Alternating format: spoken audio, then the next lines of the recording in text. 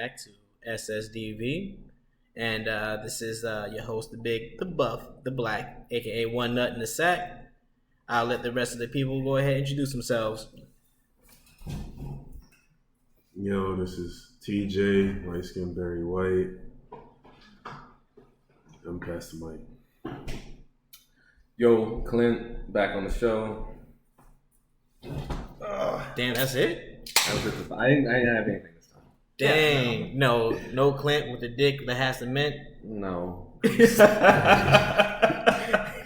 Well, I already opened the beer, man, so that's already my intro. Your intro is just a bit. What are you, fucking Stone Cold? That's exactly right. You want to hear the glass smash, and me just come in there and start swimming around and natty lights on the middle of the mat. God, that's my childhood. That was a good time. That was a good time. An age of heroes. Mm-hmm. All right. So my question to you guys is this right here. Speaking of fucking, Sleepy Joe, how do you guys feel about the fact that he came out his mouth with talking about banning 9mm and shit like that? Oh, I don't know what he's fucking talking about. I mean, that's all there is to it. Not any more complicated than that. Well, he was the same sort of dude that's just like, you don't need a, high capacity magazine or anything. You just go out onto your porch and just, fire off your double barrel into the sky, and that'll be enough to discourage them. Yeah. No, it's not. Well, so even people that aren't necessarily like pro-gun, like Dave Chappelle, even they realize that it's like, yeah, if I'm going to get a shotgun, double barrel's not going to cut it, might need a pump, and then we're just running like buckshot and slugs through it. So even he gets it. I mean, we can even just... It shows a disconnect on another level, too, where it's just like, oh, yeah, if you feel threatened, go out on your back porch and fire a couple rounds off of it from your double barrel. Yeah. Because everyone in America... right now especially, has enough money to afford a house with a porch and have enough land that they're not going to be the one in trouble from blasting a double barrel haphazardly off the porch and not just like nailing their neighbor's dog or like a car or their neighbor's kid. Let's be fair. It doesn't stop people from doing it in Anacostia off of their stoop. Well, so, that's not what I'm saying. What I'm saying is, I'm not saying that it's not what's not happening. I'm just saying it seems a little. You're bit... right. They do it with the Draco. It's a little bit different. Yeah, even they know that the high capacity is where it's at because those 2 rounds usually don't scare off the aggressor. All I'm saying is it's a very tone deaf statement made by someone who has no idea what he's talking about as far as the state of guns or the state of the country. Yeah. I mean, he doesn't know where he is, so I mean, it doesn't even matter if he knows what's talking about. That was just more. That's a whole nother story. That's a whole other matter entirely. But yeah, I mean, the better question is, what is that going to do for the community, for everyone? If that goes through, what is that going to solve? Well, here's the interesting thing about it is over the past just a year and a half, you've had an insane amount of firearms sold in the United States. We're talking about hundreds of thousands of guns over the past year and a half. And you wouldn't think that would be an accurate number, but when you see how many people have gone out and have purchased firearms, and anecdotally, it usually seems to be about 60% of the people, at least that we had sold firearms to, are people that are buying more firearms. But the 60% figure is new people that are coming in trying to buy their first gun. And I think they saw a lot of the riots. They saw a lot of the police coming out and saying that, oh, hey, we're going to arrest your grandma for going to church. A lot of people started realizing that now has kind of come the time where, oh yeah, if the cops are not going to be coming, or if my city's getting burnt down and they're just lighting a Wendy's on fire, I may need a firearm to defend myself. And it's interesting too, because a lot of the people that are going out and who were buying firearms at this point in time, they were not people that you would normally think that would go out and buy firearms. We had a lot of women buying firearms. We had a lot of minorities buying firearms. A lot of people that were just black, Asian, Hispanic, everything out of the whole magical flag that they're waving around now. Everyone was going out and they were buying firearms, and you could tell because everyone, I think, on a very, very fundamental, instinctual level, realized that well, now I may be responsible for my safety. Now I may be the one that has to look after myself, because if you look at how they had like like Chaz out in Washington, or sorry, we had one out there in Washington State where they had took over the whole area. Yeah. No, it was out in Portland. That's where it was. And it's also Portland is still doing fucking terrible right now. Well, no, they're doing like a different flavor of it now, but you can even see where they had like no-go zones out there where the police were not allowed to go, and they had kept fire, EMS, and the police out of there, and having a firearm to be able to defend yourself in those sort of situations, it's no wonder people look at that and they're like, yeah, I might need a gun. So it's not surprising at all that we've seen like sales increase the way that they have. Yeah. So, but my whole thing is not my whole thing. My biggest wonder though is why is it so important for the government or certain people to push so hard to ban these firearms, popular firearms, that's owned by millions and millions and millions has been sold. Like I don't understand the need to let's get rid of those. Well, if you look at like the firearms that are doing most of the killing in the United States, by and large, it's handguns. A lot of the deaths in the United States are caused by handguns, and you don't see a lot of like the rifles and stuff getting banned or like or being used in a lot of these crimes. You see a lot of the pistols. I mean, you do see like AR and AK pistols be used out there, but that's not the majority. That's not the majority. But what you do see though is them going after the rifles and say, well, why will they go after the rifles when the handguns are the things that are causing most of the deaths? And I think it really kind of comes fundamentally to what the purpose of the Second Amendment was supposed to be in the founding of the country, where it's like the Second Amendment's supposed to be break this glass in case of tyranny. Yeah. So it's like you're supposed to go in, you're supposed to grab like, whatever it is and be able to resist whatever oppressive force is supposed to be out there. It wasn't just meant for that specifically, but that was really what they had in mind, at least in my opinion, when they were writing that. It's like, if there's someone that's coming out there that is trying to impose a certain way of life on you that you don't consent to, this is what it's supposed to be for.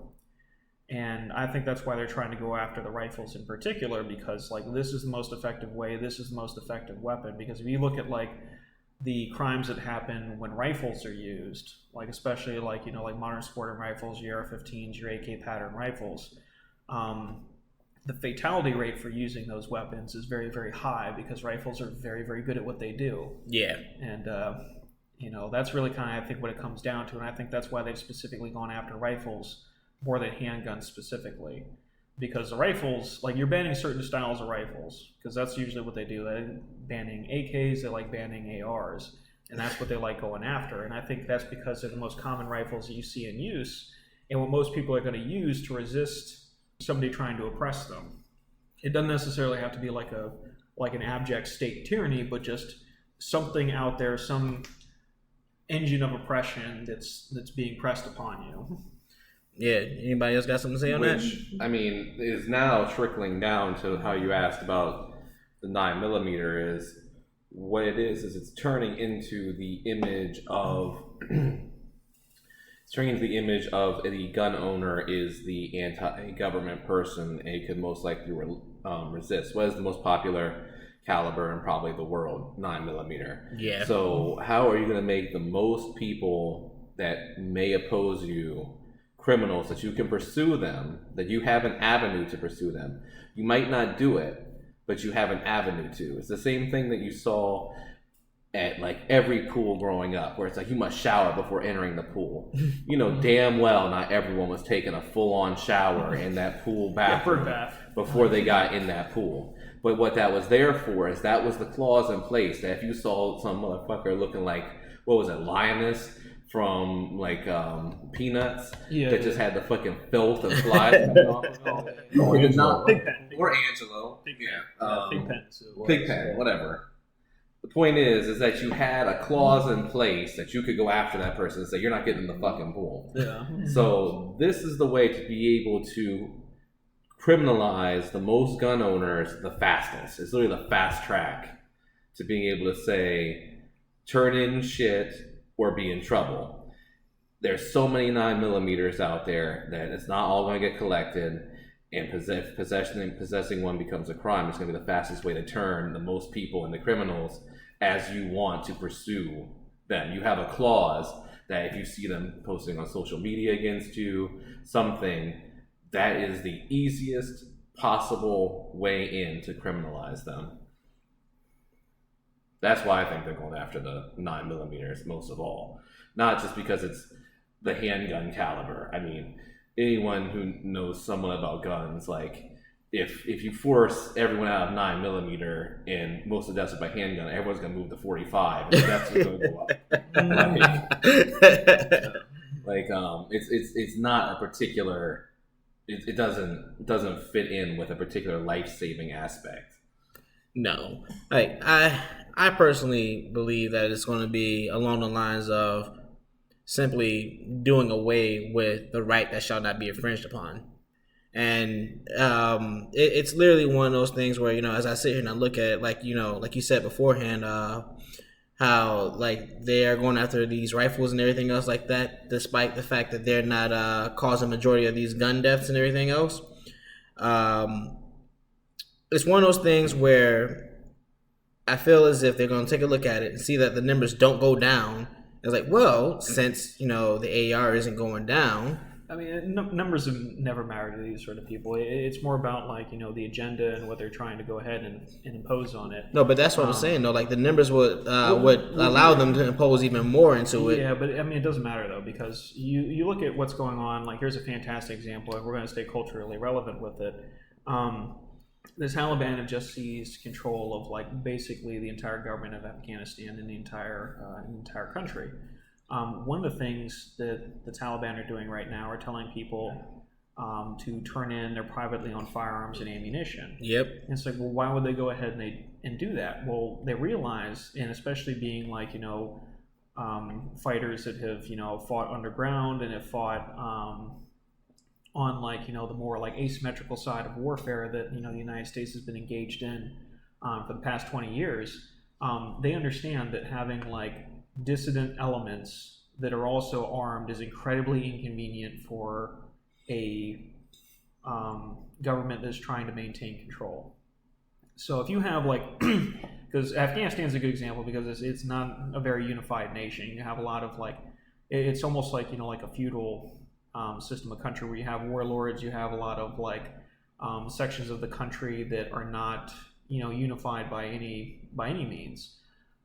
But now that the Taliban has returned to being the governing body in Afghanistan, now they're telling people to go ahead and turn their guns in because they know that having people that are dissidents or having a element that, since so many people and so many of the Afghan personnel that had sided with the United States during the war on terror had found themselves on the wrong end of it. Now they're finding themselves okay, well, maybe if we can't get out of here and we can't be evacuated, maybe we could be some sort of dissident element that can make things difficult for them, or maybe we might be able to fight and regain power once the tribal rulers and warlords and stuff that are out in some more of the rural areas of Afghanistan find themselves at odds with the Taliban, which it's ebb and flow. It's very old. It's very clan bloodline driven out in a lot of these Middle Eastern countries.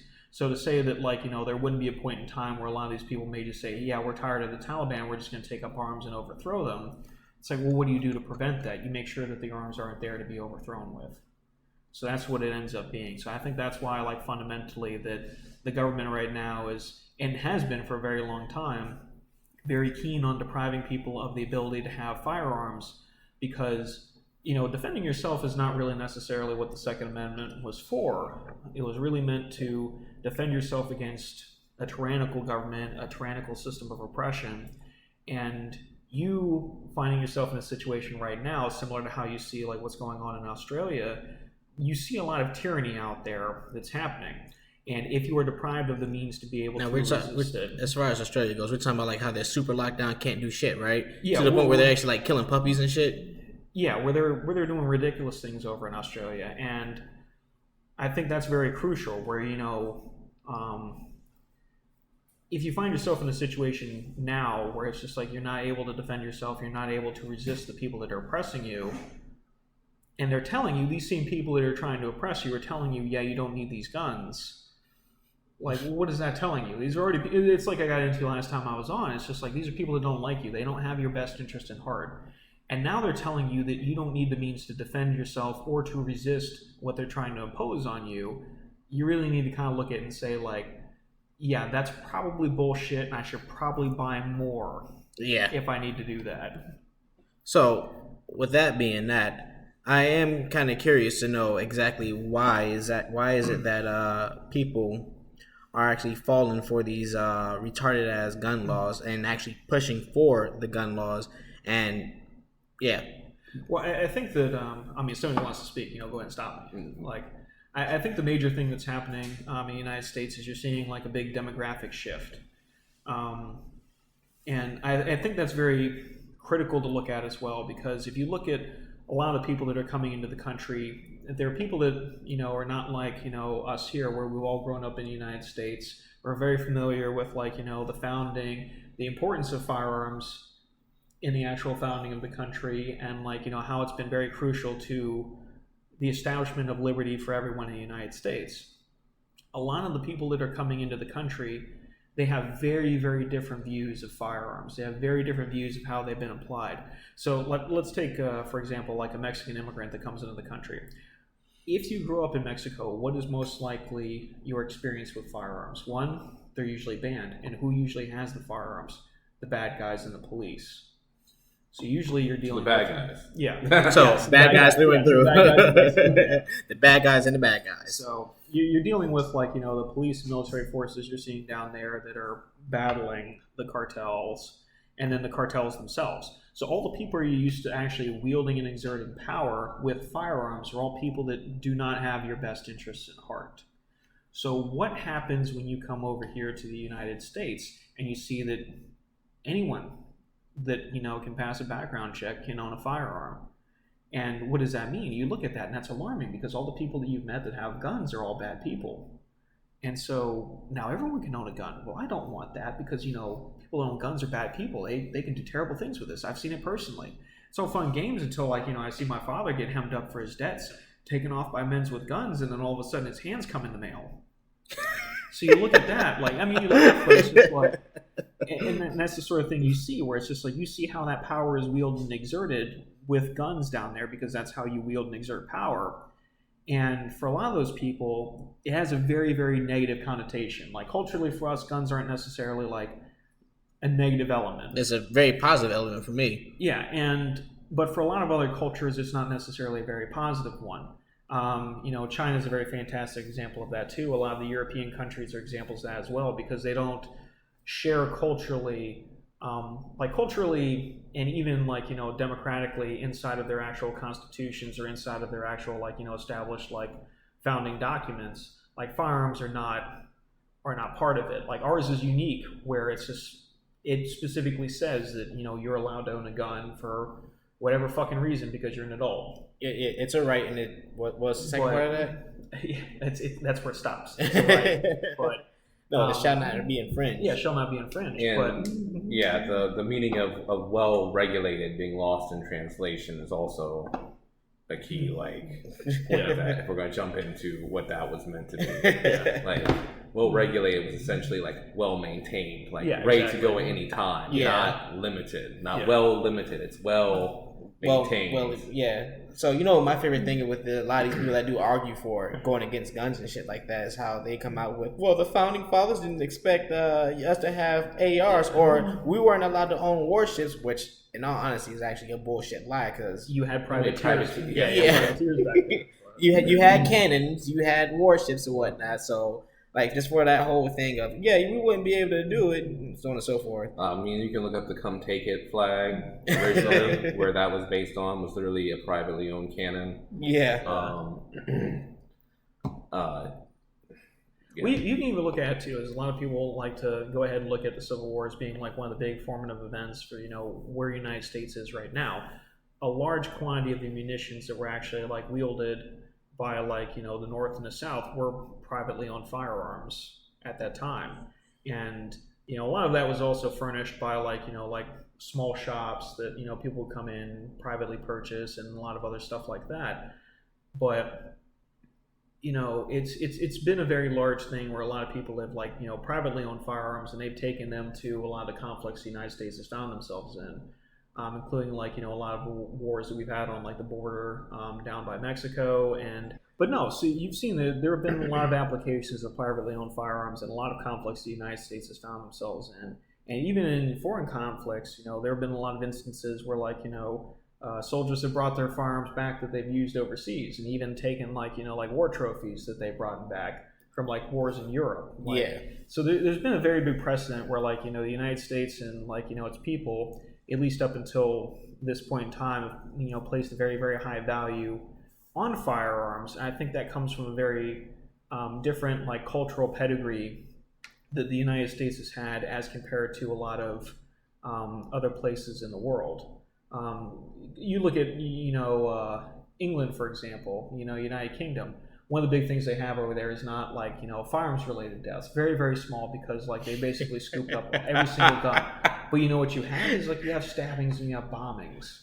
And then you also have various struggles where the Troubles is also a very good example, where you've had a lot of bombings and firearms related deaths where you're dealing with I'm not going to get into how I feel about them, but you've had a lot of firearms used to assert a certain amount of independence over in the United Kingdom and on the European continent. And I think that's really important to kind of look at, because if you don't have the ability to assert your freedom, how else can you do it without using a firearm? Because now that you really have no means to do it, because the other ways are even more heinous, because you'll see bombings and kidnappings and Yeah, because that's exactly what I was about to say. If we don't have firearms, then common household materials make for a decent bomb, and like you said, which I disavow. Yeah, we're not saying we're not saying that's what you need to go and do and everything else like that. But at the same time, everyone has to sleep at some point in time, so you can always get to somebody. But it's not going to be. It just won't be as pretty. It won't be as neat. But what I'm really getting at, though, is just it's culturally, the United States has had a very intimate relationship with firearms, because it was so critical to the founding of the country. And to come back to what you were talking about, I think that the reason that a lot of this stuff has been coming out there, and why they feel the left in particular feels it has a mandate on banning a lot of these things, is because the demographics have shifted so much to cultures and the people that don't have that same fundamental understanding of what the United States was founded on and what they appreciate when it comes to the Second Amendment and coming to firearms. Which is why I feel now you have this disconnect, where culturally a lot of people that are, have been American, have been raised American, have been very, immersed in our culture and our heritage, and now it's been under siege by people that aren't necessarily part of your culture, part of your heritage, and now they're saying that, oh, well, we don't like this part of this thing that you do, so we'd rather we remove it because it doesn't make us feel comfortable. And I think that's what's fundamentally happening right now, and I think that's why that, as compared to previous generations, I think that now that's why you're seeing that when you look at polling, and they're just kind of oh, well, a lot of people are saying they want this banned, and it's well, that's why, because you fundamentally changed a lot of people that are in the country. So when you start polling the people in the country, now that demographics have shifted, you're not going to have the same numbers to say that, this is an actual opinion of the Americans that have been living here their entire lives. All right. So I think it's been skewed. All right. So check this out, right? So I know the past few episodes or whatnot we've done, there's always been a fear aspect, especially in the Rona shit we talked about beforehand, right? No, you were very right about that. I honestly do believe that a lot of this stuff is going to also be perpetuated by fear. So my quick question for you guys here, I can't tell what your answer is, but I can give a really good guess on what your answer is going to be. But do you guys really believe that the majority of the people that are out here that's wanting to push for this here, getting rid of the guns and all this good stuff, do you believe that they actually think in their head that it's actually going to save lives? Yes. Yes, I do. What was that? I can hear you. I was yes, I do, because I feel like a good portion of those people who are for banning guns are those same people that have either been a victim of a crime or know someone that has, right? So their thought process is the government's trying to ban guns. I would still have that person had that murderer not had a gun, you know. So that's their thought process, and they don't think about, oh, well, if the government's trying to ban guns, they're just protecting me. So you know, a lot of people are for the government. They're not against the government. They're not paranoid. They're not really opposed to a revolution of them trying to get rid of our rights. They're like, I feel safer by not having a gun and by those people around me not being able to have a gun. When in reality, they don't realize that they're giving up their control to defend themselves, right? They're only focusing on the victimization of either themselves or the people around them. That's not their way of thinking to, you know, ban guns in general, in my opinion. People think about it from a personal experience versus the bigger picture sort of thing, right? I don't think most people are actually capable of looking at things at a bigger spectrum, right? So they're just going to go based off of their experience. And that's most people's thought process, right? And then there's a small percentage of them that are just pushing that, again, because like my friend was saying, there's a disconnect in people coming over here and then having, you know, their own experiences, and then, you know, then you have agenda pushing part of the government or, you know, politics or whatever. So in my mind, I don't think that, you know, they believe that banning guns is a bad thing. You know, I think that they think it's genuinely good and needed. And those are the people that probably didn't grow up in the neighborhoods where you needed that, or, you know, or, you know, they're the people, like you said, you wouldn't expect, you know. So, yeah, that's my thought process. Go ahead. I think, you know, even, you know, to kind of piggyback on that, I'd even say that a lot of these people probably still too, I think some of that might also be a little bit projection, where if someone's not used to like a firearm or something like that, and they don't necessarily trust themselves with it, it makes it very easy. If you can't trust yourself with something, it makes it very easy to distrust someone else with something like that. And, you know, there are exceptions. I think that people kind of like put caveats on that, where they're just like, oh, well, I trust the police. And be that as it may, it's like I trust the police, I trust the military, I trust, you know, anyone that's sort of in like this sort of authoritative posture, but I don't think I could trust myself with it. And then a lot of people may project that onto the people. Say, well, if I can't trust myself, I certainly wouldn't trust my neighbor, who I think's an absolute asshole. Why would I want him to have a gun? And so I think it only gets exacerbated when you start to look at it from that perspective. Because I think a lot of people, like, even if you disengage from, like, you know, the political sort of thing, because the vast majority of people are not terribly political. Like, they have a rudimentary political belief that I think that they've been kind of like spoon-fed. They don't terribly do a big deep dive. But they've got like a couple hot takes that they're like thinking about stuff where it's just like, oh yeah, well, this is how I feel about this. This is how I feel about that. And I think the firearms is one of those, like, you know, like lightning rod issues, where I don't fundamentally think that it's like a political, you know, question. I mean, it's turned into such, but I don't think it's a political question because, you know, are you willing to sit there and accept the fact that I'm going to have to defend myself or defend my family or defend the people I care about? Am I willing to accept responsibility for that? The question is very simple. It's like yes or no. If I'm not willing to accept that, then it makes it very, very hard to say that, oh, well, I want other people to go ahead and go on the line to defend me, which raises a whole other slew of questions. And then on top of that, it's like, if I'm not willing to defend myself, am I also willing to put myself in a situation where if I enter an altercation with another individual who's also willing to defend themselves, I may be finding myself on the wrong end of it? And I think that's very key to that, where you look at it and it's like, yeah, if someone is not willing to defend themselves and they don't want others to defend themselves and they're wanting to rely on, like, say, like law enforcement or something to defend themselves, it's very, very easy to kind of hand wave away the need for firearms. Well, you know what's funny about the waiting on law enforcement? They're always there in minutes when you need them in seconds. Yeah. But that's always as the mantra goes. But I think that it's kind of gone wayward where, like, a lot of people have kind of gotten divorced with, like, personal responsibility, and owning a firearm is a very, very big, personal responsibility. It's just saying that, like, look, like, if I carry this, I'm also willing to defend my life, to defend those around me, and to be incredibly judicious in this application of force. Mm-hmm.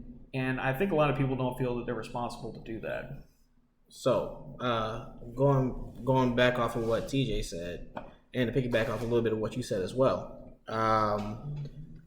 While I do agree that some of these guys, or majority of guys that's not in any sort of political position, believe that they're helping people out, because if my personal opinion, if you're in a political position and you're advocating for going against firearms, there's a very ulterior motive, and I don't trust it worth shit. But if you're just the average Joe and you're going against firearms, you've just been misinformed. That's my personal opinion on it.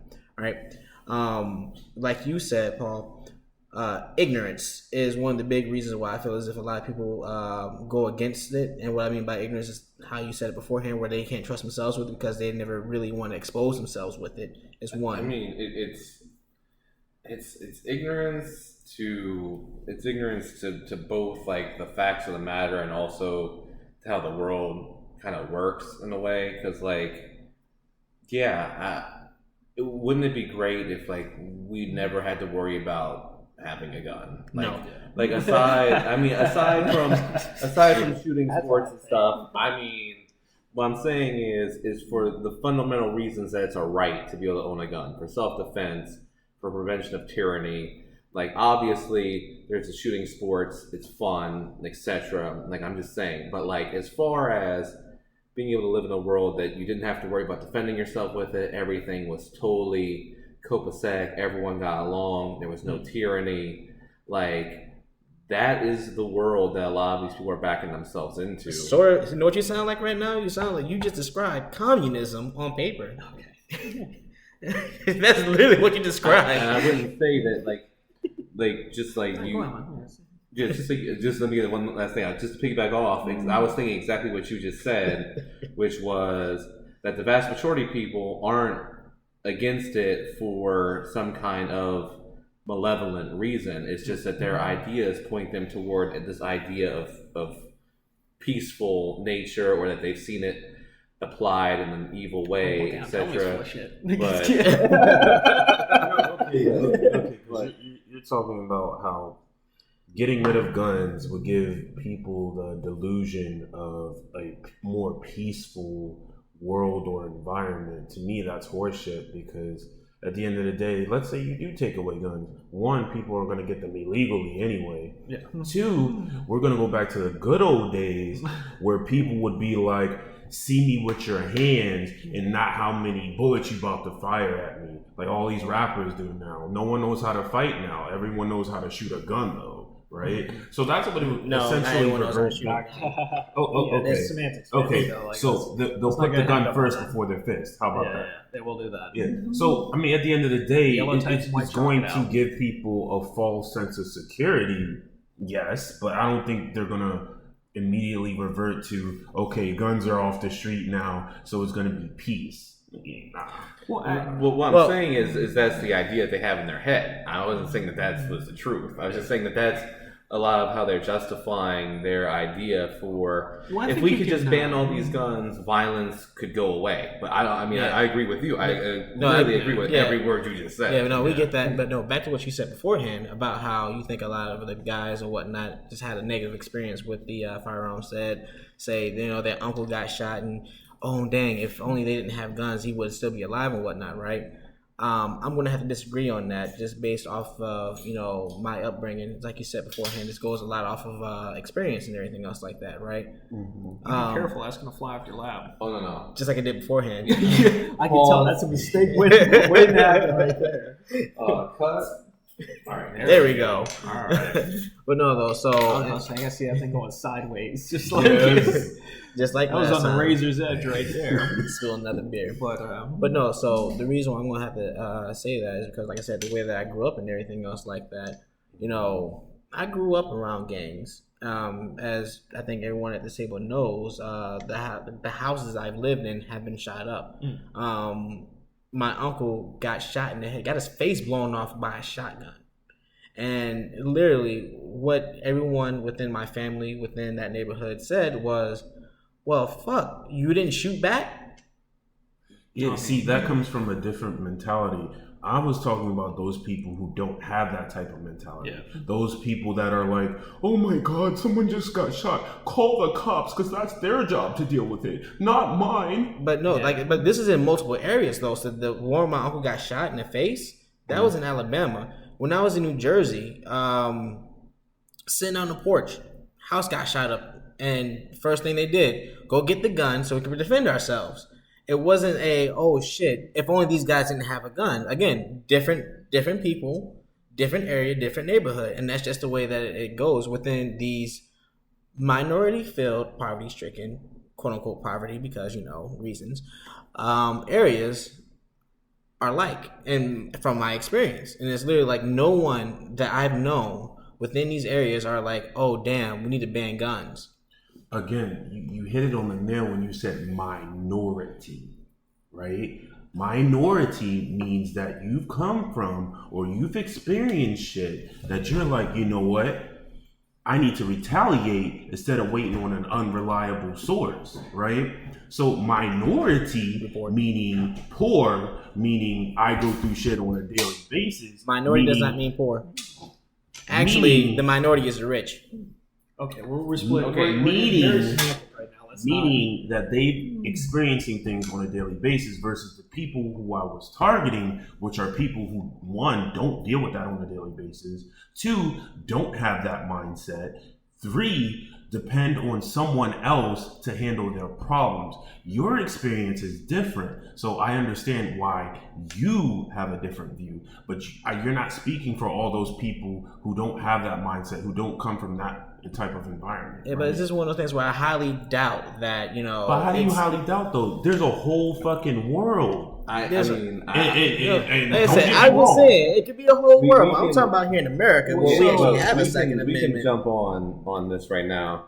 I think TJ was getting at was saying the minority being the poor wasn't necessarily saying the poor is the minority. I know. I'm messing with him, giving him a hard time. He was trying, I believe, and tell me if I'm wrong, but say it doesn't necessarily have to mean that you're part of a minority group. Well, so it would be if you are from a poor neighborhood or just in a poor socioeconomic climate where you don't have like that police response, you don't have protection. People don't care about you the same way as a rich neighborhood where when an act of violence creeps into a rich neighborhood and someone gets shot, everyone's screaming, oh my God, if you didn't have the gun.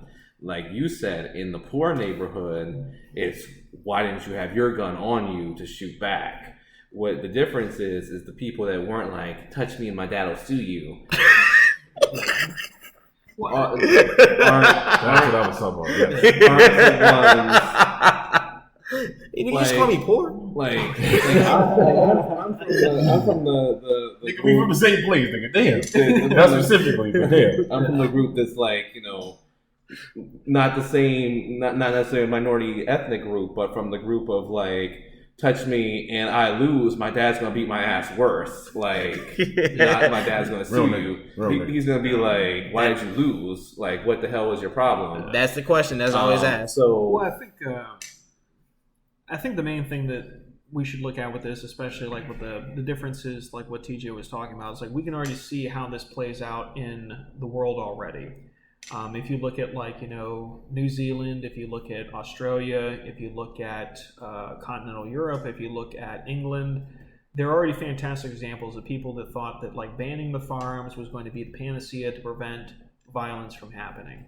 Mm-hmm. But one of the things, and all of us have been touched by violence, we can all definitively say it's just like, it doesn't matter if they had a gun, it doesn't matter if they have a knife, it doesn't matter if they have a bomb, it doesn't matter what they have. It's just like, if you hate another individual, you will find a way. Yes, you would.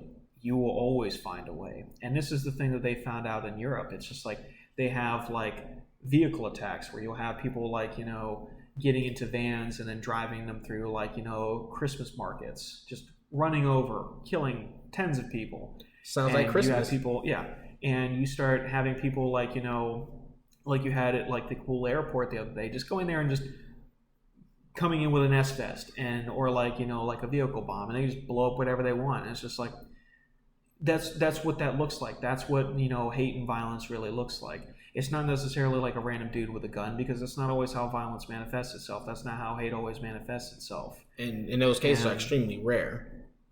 But not even just that, but it's just like, you're never going to stop somebody that, has hate in their heart in that fashion. So the manner in which they do it, a lot of people will think that banning the firearms is the panacea, but you can even see over in Europe, you see stabbings, you see machete attacks, you see acid attacks, like wild shit you don't see here. Like you'll see like, some random guy will go up and like just douse a woman in acid. And like you see that over in England, and it's like you don't see that here. But like, not the fun acid. You have the flip side of that where someone's going to say, but she didn't die. Yeah, you will have them say that. You will have them say that. Because, a very pretty 20-year-old who is now disfigured and blind is really happy about all of that. Came out very, very well, thank goodness.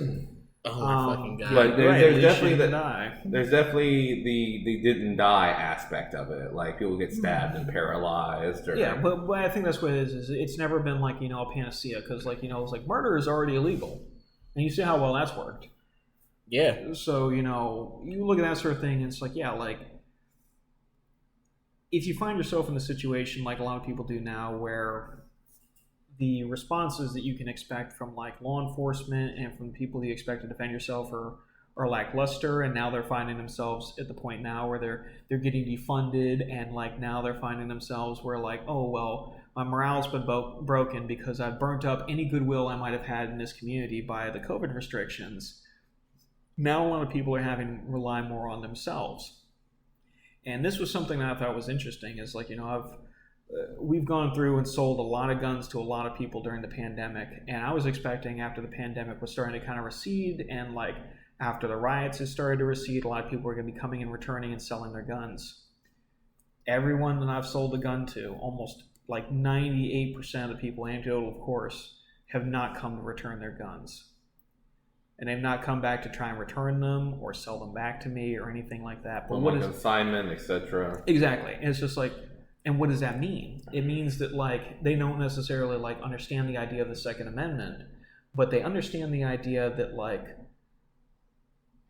not necessarily I need to defend myself in that particular fashion, or I have some like grander idea of like I need to defend my family and my country against tyranny, but it's just like if someone's coming for me, if it's me, I don't want to be caught lacking. And I think that comes into exactly what you were talking about earlier too, where it's just a lot of these people, they find themselves in situations now where I've had a lot of Asians come in and purchase from me too, because they've suffered a lot of a brunt of it during the coronavirus, but it's which is wild in its own way. But they've come in, they've purchased a lot of firearms, and I think that's the thing that's the most interesting thing is like a lot of these people are coming in, they don't really understand like the responsibility of having a firearm, and they've not been raised under that. So it's just like a lot of these people are more willing to wield them as a weapon, and ergo are a lot more dangerous than like a lot of the people that you would normally find out there. Where if you have a lot of people that are living in like a higher crime area where there's a lot more struggle to be found out there, you're not necessarily always going out and looking for a fight, but if it comes and finds you, you want to be prepared. Yes. But for a lot of these people, I feel like they're more willing to apply force when there may not necessarily be a reason to do that. Just because they don't, culturally, I think, have like the same framing that we would use. But in personal opinion, of course, but... I mean, the best thing is I'd rather have it and not need it than That's need exactly it and not right. have it. That's exactly right. It's a mantra I love to live by. I never want to be caught lacking. But nah, though. So since these guys are out there, since we all are in agreement that the majority of the people, the majority of the average Joe anyway, wants to do this to save lives and whatnot, right? What do they tell people, or what do they say? What do they have to say about the thousands, the tens of thousands, the hundreds of thousands of lives that are saved every year from gun owners, from home invasions and shit like that? We don't talk about anything positive. Yeah, we don't do that. That's not part of the agenda. We don't do that to you. The agenda It doesn't is to get ban views, them. man. We don't talk about the good uses of them. Yeah. Stop going against the agenda, man. Well, see, Please. I think that also raises an interesting point. Is like a lot of people don't want to focus on the positive applications that one can achieve with a firearm. And I think this also, if we want to go ahead and tie it back into the black community, this is always something I thought was like exceptionally interesting, is that you see this down in Mexico, where a lot of towns that are down there and are besieged by cartels. A lot of them, well, I won't say a lot of them, but there are some that are out there that will take it upon themselves to arm themselves and to reject the cartel influence, and they will fight out the cartels as best they can. Whether or not that is a permanent solution never does seem to be the case. I mean, it's a permanent solution, but not for the cartel. Well, what I mean is the cartel has a lot more money, a lot more resources than a small town has. So if they wanted to make sure that these people stopped resisting, the U.S. government gives them enough munitions to have them do that. I mean, we did it with Afghanistan. Yeah. So, but this was some of the things I thought was like really interesting, at least within the black community, is like you see like a lot of just, violence that could have very much so been prevented.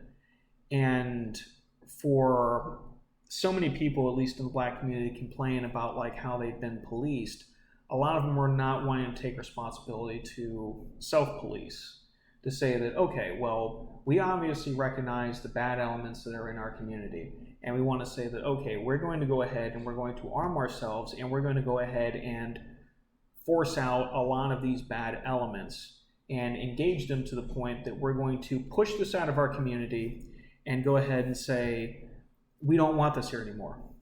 We're going to get rid of it. We have the ability to do that. We have, the moral high ground. We have the moral ability to do this. And we have the ability to push them out, but there's not that action. Well, at one point in time, it was, and there was, the whole Black Panther movement where we did have that happening. But what are you gonna say? Yeah, I was pretty much gonna say the same thing. And then it's also the fact that if that's the case, then people would argue, playing devil's advocate, then what is the job of the police? And what's the point of them if they can't do a simple job to protect, and I have to do it myself? Like, that's what those people would think. Well, I think fundamentally, like, it misunderstands the role of the police, because the police, like, despite it saying to serve and protect on the side of the cruiser, they are not obligated to defend you or protect you. They're not. Like, and there have been like a Supreme Court ruling. There was a Supreme Court ruling that the police are not obligated. If they see you getting attacked, they are not obligated to interject. They are there to talk to people and to clean up. That's what the police are there for. They're there to gather evidence and, like, if you think I'm wrong, tell me I'm wrong. Like, it's no, okay. I wasn't saying you're wrong. I was saying majority of people have it wrong then, because they don't know that. They have this illusion, which Yes, again, of course, yeah. which is why I said most people don't think outside the box or see it as a bigger picture. They have the illusion that the police are there to serve and protect. That's the majority of people's idea.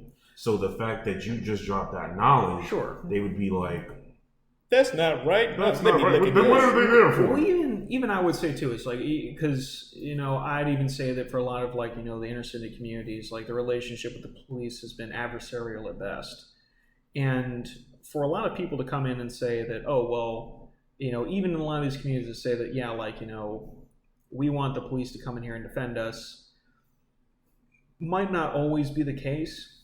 But if there are a lot of communities in there that don't, receive proper policing, proper law enforcement presence in there, and are able to actually catch the people that are preying upon them, I think there is an obligation on the community to say, okay, well, we might need to go ahead and find a better way to do this if the policing we have found is insufficient for solving the issues that are plaguing our community. Like if you have like drug dealers that are out there, they're actively like pumping like, Mexican cartel drugs into your community, and you have police, they're just not providing a sufficient enough service about it, or you have gangs that are running amok in there that are causing all sorts of, unnecessary shootings, unnecessary casualties. You would figure that, somebody at some point in the community would find themselves to be like, no, like this is enough. We need to go ahead and find somebody. We need to go ahead and put this together ourselves to retake control of the community, even if it means we're running parallel, if not slightly opposed to the police in enforcing law in the community. And I think it's interesting that you've never seen this in any substantial. Of course, you see it with Black Panthers, but I don't think that Black Panthers were running at least in that capacity, where it's just like, yes, on a very limited scale, they were very militarized, very pro-Black, but they weren't necessarily, running as like an actual like law enforcement arm of the Black community as we would understand it today, like we would understand like a normal police force. Well, no, that all depends on actually the actual community, because there were pockets. Because like I said, there were pockets. Sure, of course, yeah, there were pockets, but it's not like it wasn't the majority, but there was pockets. And this is something I always thought was very amusing, just because like you've always had the answer. And it's the same sort of thing that's been causing, a lot of Black communities so much harm has been firearms. But like you've had the answer. Like we've all had the answer to say that, like, look, it's the same sort of reason, like, police are able to enforce the law here in the United States is because they have firearms and they have the monopoly on force. Well, what happens if they don't have the monopoly on force? Well, then criminals start to run amok. And it's like, well, that's what you're seeing now. And then if communities were to say, like, no, you're not going to go in and you're not going to rob our stores, you're not going to rob our Black-owned businesses, you're not going to loot this. And you've had instances where people have come and they've defended businesses that have done it, effectively during a lot of the riots that we've seen over the past, year. But it's not been like, effective, I guess, policing, where a lot of them claim that like, we're not being policed like fairly and properly by like, the police forces we've seen. It's like, well, do you think you can do better yourself? And if you think you can do better yourself, you have an obligation to your community to do a better job than what these people have done. You have that obligation. If you see that something is lacking in your life, like if you feel that like, you're a massive fat fuck, you have the obligation to go to the gym. And it's like, you have an obligation to go to the gym. You have an obligation to say like, there is a problem here. This needs to be addressed. Yeah. And I think that, everyone can even say with a lot of the Black community, it's just like, there is a problem. This does need to be addressed. And for a lot of people, it's like they've always told me that the church is the avenue that needs to be done with it. And Fuck it's just like that shit. And it's just like, no, like, like I said, I'm not necessarily advocating for vigilantism, but there is a need for an enforcement of law in a lot of these cities and in a lot of these communities. And a lot of the people that are out there, you have the ability, you have the power to be able to do it. And a lot of people refuse, or they don't think that they're under the obligation, where it's just like, well, this is something that somebody else is getting paid to do. Like, this isn't necessarily something that I should have to put myself into. And it's just like, it's exactly that sort of high time preference bullshit, where it's like, it shouldn't be me, or this is going to be difficult in the short term. Like, I want it to be easy right now, and then we'll go ahead and we'll see how it ends up at. It's just like, no, like, if you can make it better, and it requires more struggle right now to ensure a better future for tomorrow or less struggle later, then you should be making those choices. And a lot of people just aren't making these choices. But I don't know if that derailed it a little bit. But like, it's just actually, I actually am quite happy you did bring up the Black community and whatnot with this, because I 100% agree with you on the fact of the matter is that all I hear is complain. Police did this, police did that, so on and so forth. Right? We need better policing, so on and so forth. We need police reform, which I still agree that we need police reform. But like you said, if you feel as if you can do a better job, round up the boys and do the better job. I might say, and some of the other neighborhoods, they have the quote unquote neighborhood watch. So why the fuck can't we do it, right? Yeah. But that's neither here nor there. Me personally, I don't like relying on an outside source to solve my problems. So when I have a problem, I look to myself and the people around me that I consider family. That's it. And to be honest, I think most people don't think like that due to the fact that it comes down to accountability and responsibility. And again, if people are more like, well, that's not my problem, so why should I worry about it? But I'm gonna complain about it though, right?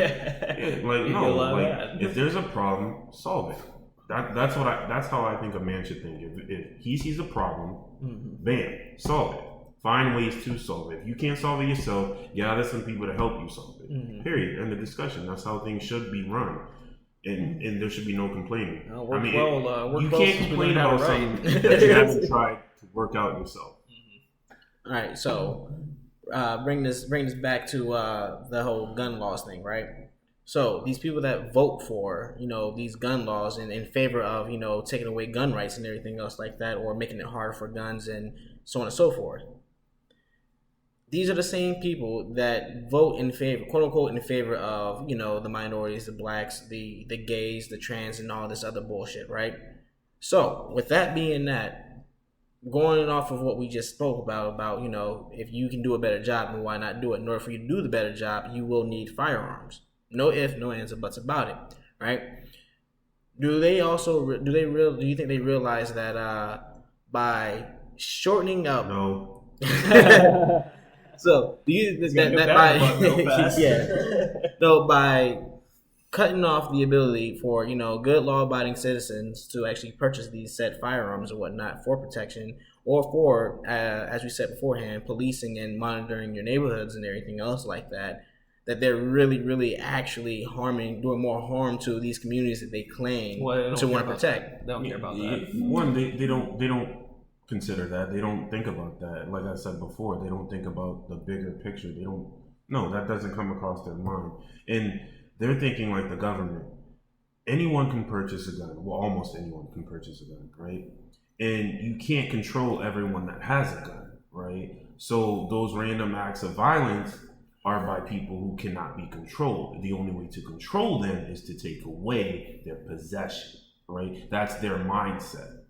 So they're not thinking about... That's the wildest thing in the world, though, is even if you wanted to confiscate firearms in the United States, so on the planet Earth, there are an insane amount of firearms, in the billions.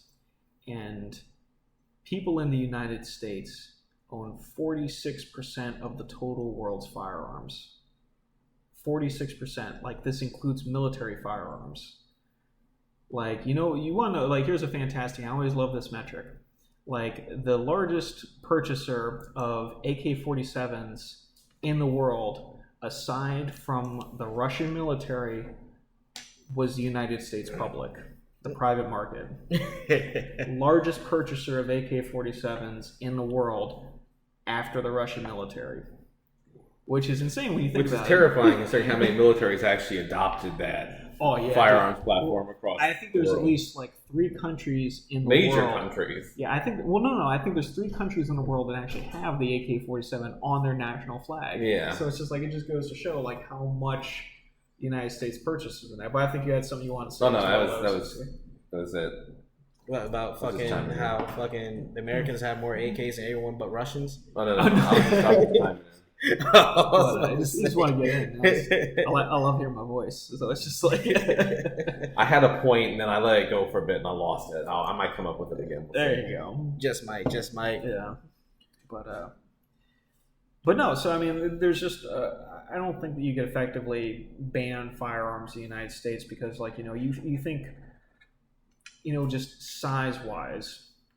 Because a lot of these countries that have banned firearms, they're very small, they're very isolated countries. They're not very large. They're not very easy to go ahead and So here's a fantastic example. It's just Alaska, a state of the United States, is as large as most of continental Europe. If you want to think, because most of these small European countries, they have 50. Maybe 75, 100 million people. The entire United States like has like 350, 375 million people that live in it. You can't, like, that already are like in possession of like probably about 1 billion firearms. And it's just like, how do you get rid of like that many guns? And now we've already opened Pandora's box. Now we've already gotten to the point where like people are 3D printing firearms. And then that turns into, the same reason we're congratulating the DEA on winning the war on drugs. Yeah. I'd like to personally congratulate drugs for winning the war on drugs. I believe we brought this up. I believe we brought this up in a previous podcast too. It's like murder's illegal, people still kill people. Drugs are illegal, people still possess drugs. Yeah. Guns become illegal, people are still going to possess them. Always. People kill people with knives, but you're going to ban knives too? Britain's tried. They're trying. Yeah, they tried. You do know you need like an actual ID to buy cutlery sets in the UK, right? Yeah, you do. I did not know that. All right. Yeah, So to actually you really did? to actually go shit. into a store and like buy like a set of steak knives, You need to be you have 18. to be of age with a valid ID to be able to purchase that knife set. You cannot, as like a 16-year-old, go to the store and buy like a carving knife. Yeah, That's how much people are getting stabbed there. yeah. They have literal like recycling bins with like the one-way drop slots.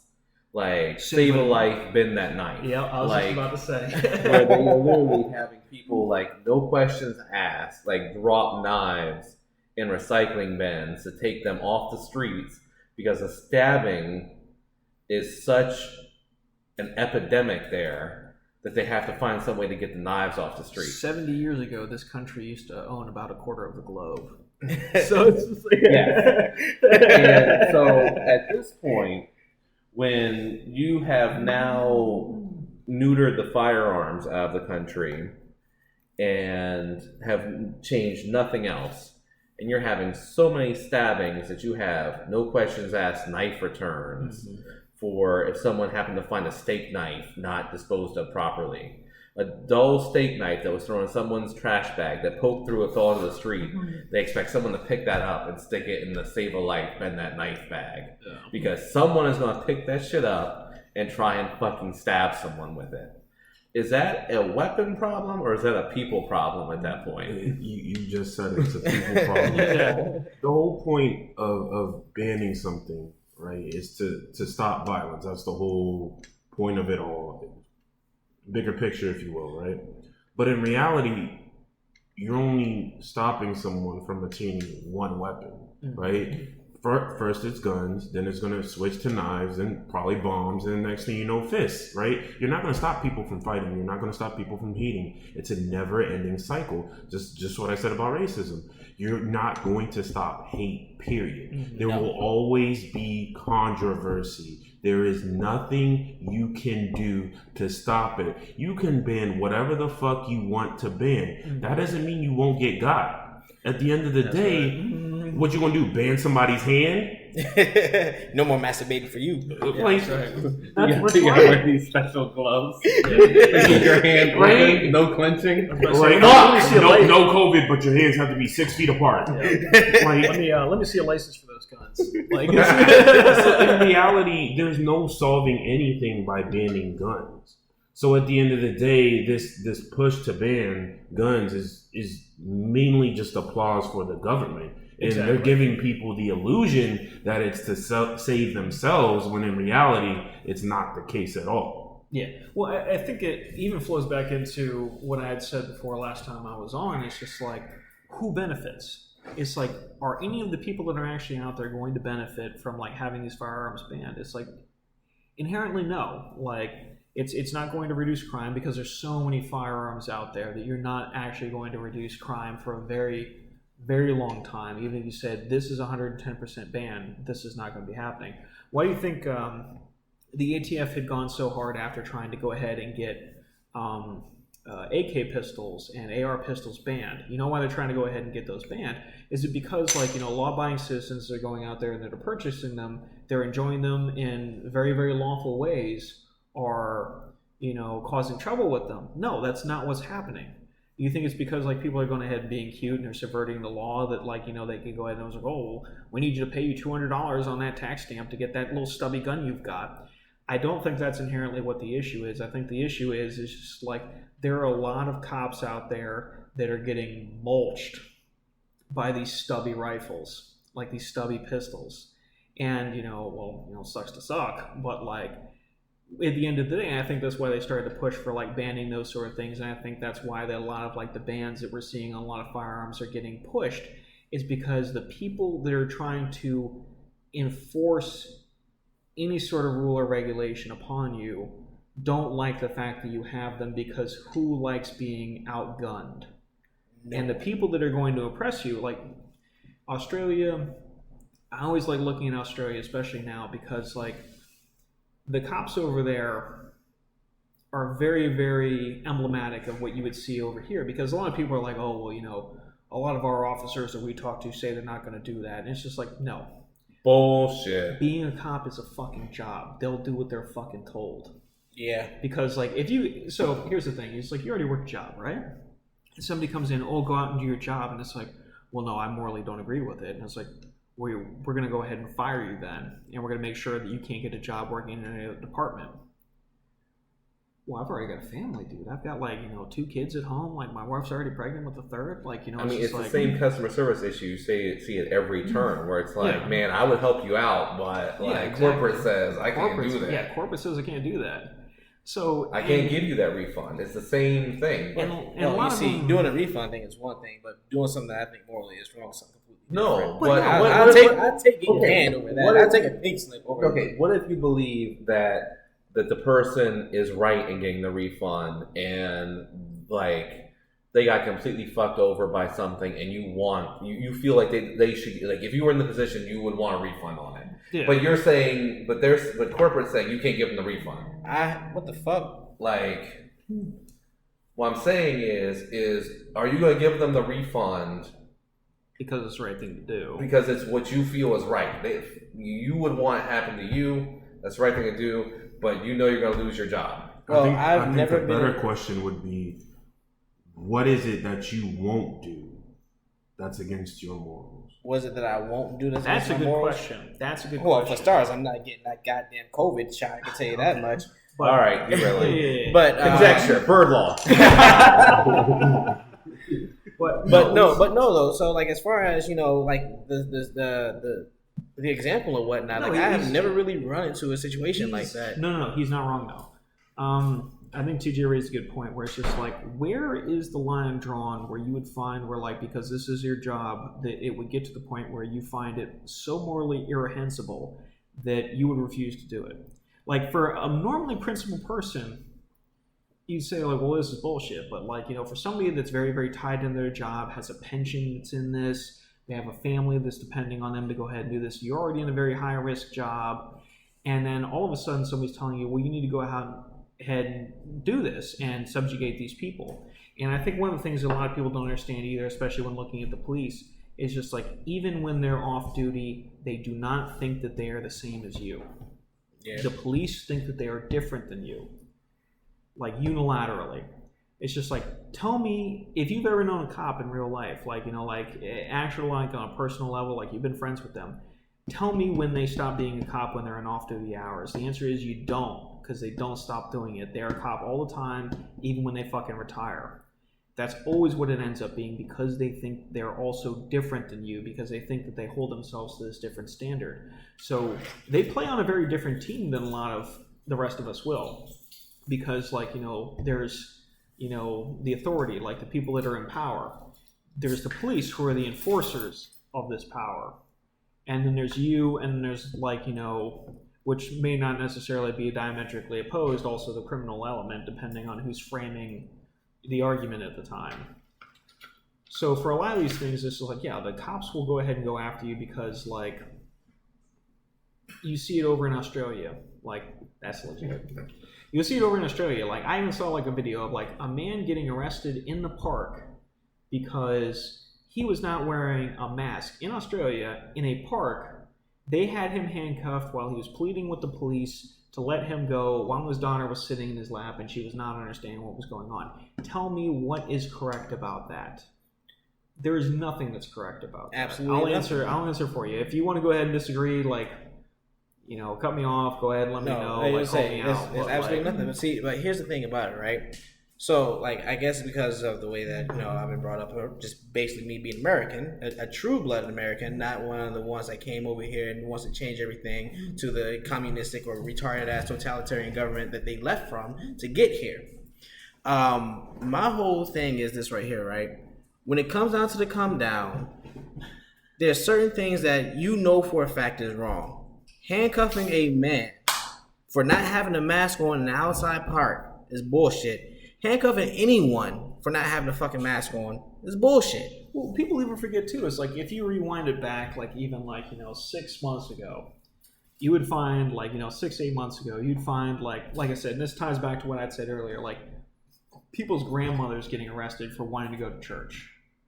Family members that were not wearing a mask inside of a grocery store or any other place that they may find themselves getting hemmed up.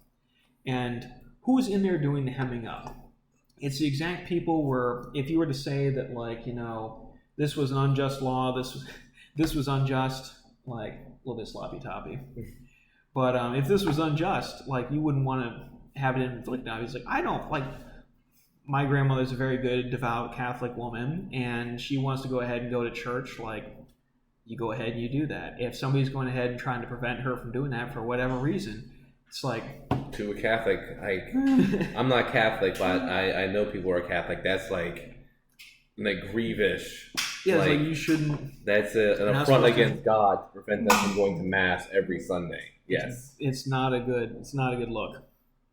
I think that's the thing that people that really don't understand is they're the people that you already mistrust, the people that already don't like you, the people that you already don't trust for your own safety, are out there telling you how you're supposed to be living your life and the way you're supposed to be conducting yourself, and they'll hem you up for whatever they feel like. And it's just it's the same sort of reason you get pulled over at a traffic stop. How many people here since the pandemic has started have gotten pulled over by the state police because it's just your vehicle registration is expired. I was well, I've been able to make it down to the DMV. And it's well, why not? And it's well, I work for a fucking living officer. I'm sorry I can't go down to the DMV, sit down there for 7 hours, and then just finally get my shit square and then come back. And it's well, why haven't you done that? And it's just jerk off, faggot. Get out of here. I actually got pulled over for my fucking headlight while on my way to fucking Walmart to buy the fucking bulb to replace the shit. Yep. And I was you fucking faggot, you really gonna give me this fucking ticket? I'm right here, 2 blocks away from Walmart. Yeah. It's you can follow me down. You can come in. You can watch me buy. You can watch me install it. Hold my hand while I'm in there doing it. And it's just because it's I hemmed up for expired vehicle inspection, and it's just I know for a fact that a quarter of the people in this state are driving on expired licenses, and you're hemming me up for a ticket because oh well, you've been driving with expired safety inspection.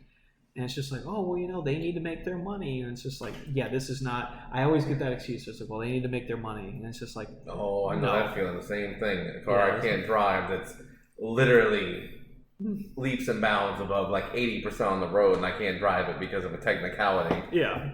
And so I think that's the thing is you're relying on a lot of these same people that are going to hem you up for the biggest bullshit that you've ever seen in your life. And you're relying on them for your safety. And it's no, a lot of these cops, they get paid they usually get paid like trash. They don't get paid a very, very good wage from what people expect them for what they have to do, because you're dealing with the most belligerent people. However, if you want to go ahead and use a lot of the transitive property is we all agree that most people are shit. Most people are shitty human beings. Yeah, I think we all agree that most people in the world are shitty human beings, and then all cops are people. Ergo, we can assume that most cops are shitty people. Most cops are shitty people. And, a lot of them, they go all butthurt and say, I'm up here to enforce the law.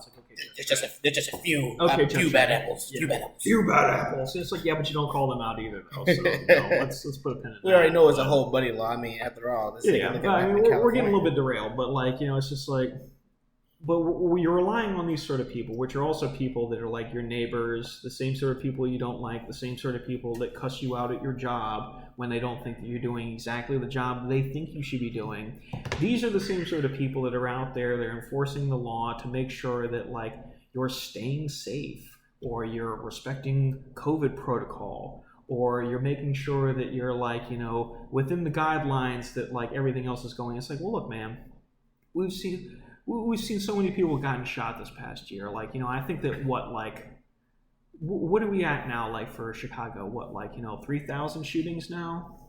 Hell if I fucking know. That's what they call a Chirac. Like, you know, it's just like we've seen like so many homicides over the past year that it's gotten insane, and a lot of these cops are just not out there doing it. It's like, well, when they don't get paid enough to go ahead and do that, which, you know, comes back to what I was saying, is like they're there to clean up. They're there to talk to people, see what people know, and then they don't do anything with it. I want to say it was like north of 40% of the crimes that happen out in DC, homicides, don't get solved because nobody wants to fucking talk to the police, and then just nobody fucking talks, and then there you go. And it's like, if you go in DC, you go into Chicago, it's like you don't stop at red lights, you know, after about like 6 p.m. because what's going to happen? You're going to get fucking carjacked. It's like, because this is what happens. It's like, you're going to get fucking carjacked. And it's like, this is the world we live in right now. And then all of a sudden you're telling me, it's like, well, I don't need to have a firearm because, well, you know, the police will be there. And it's like, yeah, I'm sure the police are going to be at that particular corner when I'm getting fucking carjacked at gunpoint. And I'm sure that's going to be fantastic. And I was just about to say, you know, that's all fun and games until you open the door to catch a even if I did, like, you know, it's like I go out, he goes ahead and he hops back in, and as he's going ahead and trying to put the thing in gear and everything, I'm just going to pull out and run the whole stack, and then that's just going to be it. And then all of a sudden I'm going to have to go down to fucking AutoZone and just be like, yeah, man, I need new seats, and I need a grown-ass adult to come in here with the pressure washer, and I got about 30 minutes for you to get this stink out of this thing before I need to be at work. Like, pretty fucking much. So, you know, I look at that and I think that, you know, it makes me sad because, you know, I think that a lot of people need to take their personal responsibility more seriously and their personal safety a lot more seriously. But most folks don't, and I think that the obligation should be on somebody else. And I think that culturally that speaks volumes about where we're at now, where it's like, it should be someone else's problem when I could do it myself. Yeah. And I think you see that in every sort of microcosm that you see out there, where like, that's that millennial mindset. Well, not even just the millennial mindset. It's just like, you know, it's like, I think that, you know, culturally, like a lot of us have been conditioned because like a lot of like, you know, like millennials, the Zoomers, and even like the alphas that are going to be coming after that, like, I feel really bad for them. Wait, tell me, they really call the alphas? Yeah, well, I mean, it's ending in Z. So, like, you know, because, like, there's the millennials, there's, like, you know, and after that, there's the Zoomers, you know, the Gen Z, and then there's the Gen Alpha, which hysterically after that, for all the people that are going to be having autism for wearing masks and stuff like that, and they're going to have autism, they're all going to be Gen Beta. So that's going to be really funny coming up, but, like... Oh shit! That's a whole other matter. That's gonna be really bad. It's gonna really hurt. I think I was about to say that's gonna be really amusing. That's gonna be really amusing, but like, you know, that's not what we're here to talk about. but no, like I'm sure you had like some notes on what our next point's gonna be, because you know I can ramble on all night.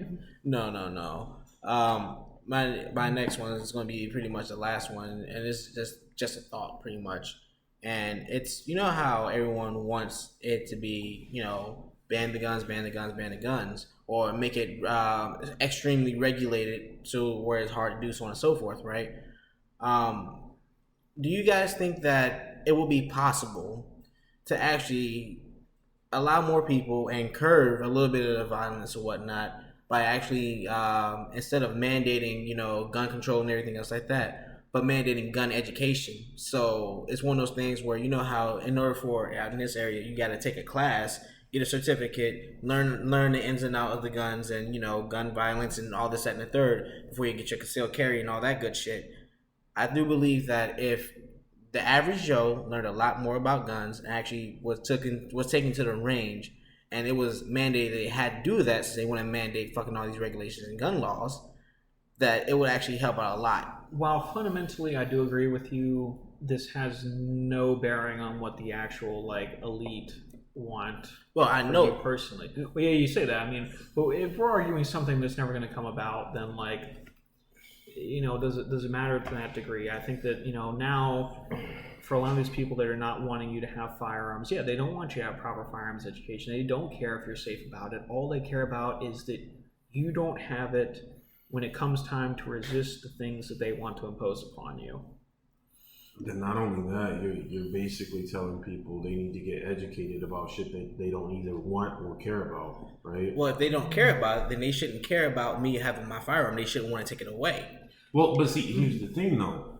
They don't care about it because they don't want it themselves, but they also don't want you to have it. Yeah. So why educate myself when I can just petition so that you don't have it, so I don't need to educate myself? But then that goes into the he's not wrong. But then that goes to the point of, why should I allow you to infringe upon my happiness, my liberty, and my rights because you're ignorant? That's exactly what it's been for like the past 20 years. No, I said. He just said majority of people are shitty people.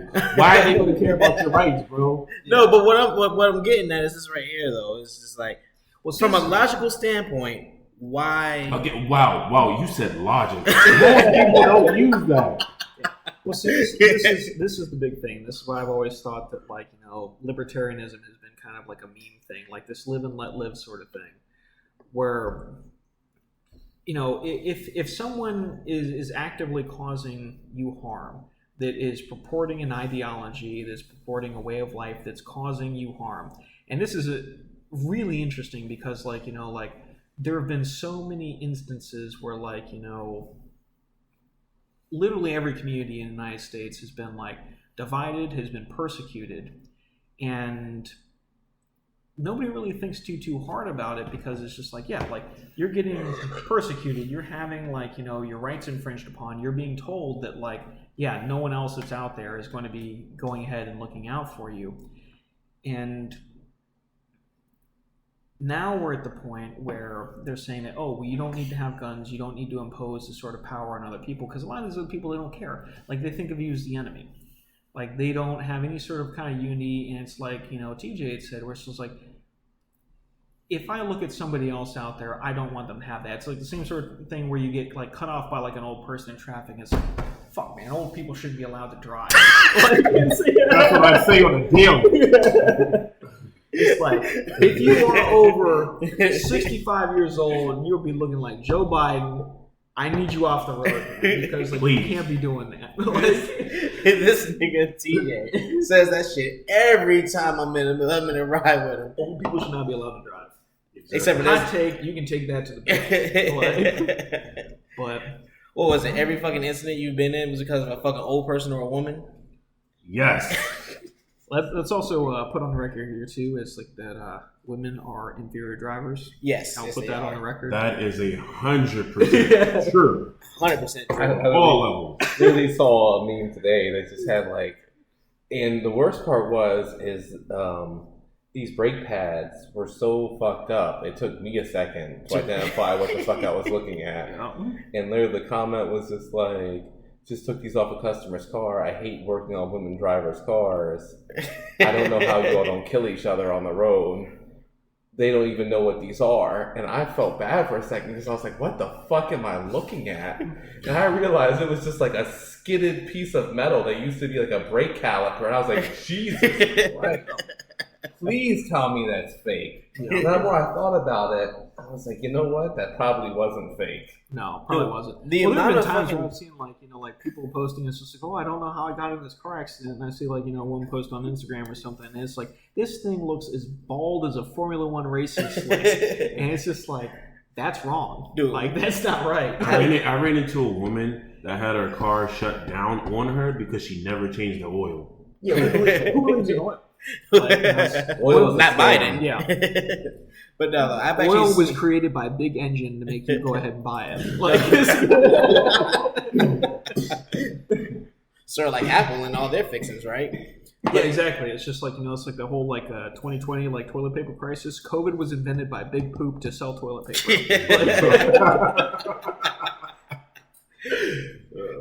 You heard it here first. But with that right there, I think that about wraps it up.